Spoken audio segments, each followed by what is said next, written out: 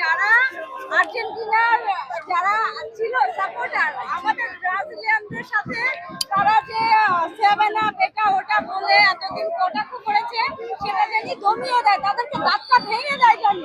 আগের ম্যাচে কিন্তু তার ভেঙে দিয়েছিল, অনেক কথা বলছে, এরপর 3টা গোল দিয়েছে। হ্যাঁ এবার আশা করি 6টা দিবে, 3-6।